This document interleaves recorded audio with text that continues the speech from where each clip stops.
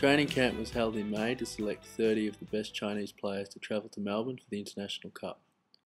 The Beijing Bombers assisted the team's fundraising efforts by holding a trivia night where the club's #1 membership was purchased by Australian Ambassador Jeff Raby. After much hard work, the boys arrived in Australia in one piece and were an instant hit. One of the highlights was marching around Telstra Dome at half-time of the Carlton-Hawthorn match, which was attended by more than 70,000 people. The brains trust behind the China Red Demons were the Beijing Bombers' very own Daryl Hoffman and Andrew Sawich, that famous whiteboard making an appearance again. Plus, Beijing's very own Zhao Yonggen was honoured to be appointed captain of the national team. It was a momentous occasion seeing the team make their debut against South Africa. The more experienced South African Lions got an early jump on the China Red Demons and ran out comfortable winners. However, China showed a lot on the field as well. Qin Yuanhong, Zhang Wei, Pi Jiaming, Li Cheng, among a few who did their country proud. China's persistence and never say die attitude won them lots of praise from interested onlookers.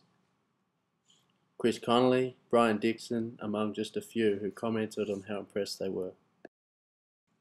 Game 2 was the traditional rivals, China against the United States of America.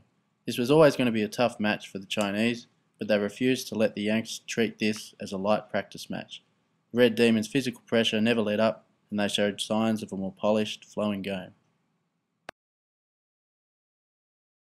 The International Cup then moved to Warrnambool, where Game 3 was held against Denmark. In cold, windy conditions, it was a disappointing defeat. The coaches further reminded them of this with a 6 o'clock beach session in the Warrnambool beach the next day.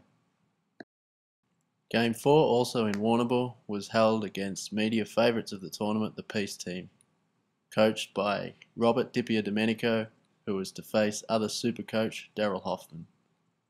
The game started brilliantly for the Chinese, and they simply swept the Peace team off their feet.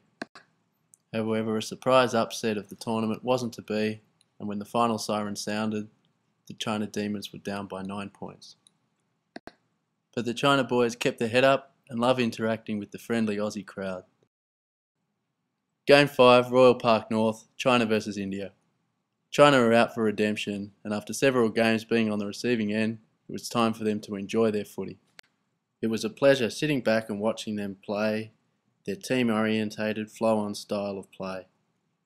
Pi Jiaming, Wang Lei, Yan Feng were just a few of the many that caused some problems for the Indians.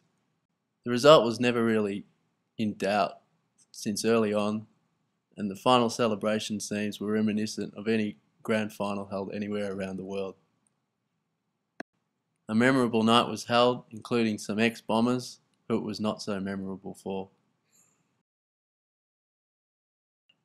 Overall, a fantastic experience for all involved, and these players have had the honour of representing their country and being pioneers for the sport of Australian rules football.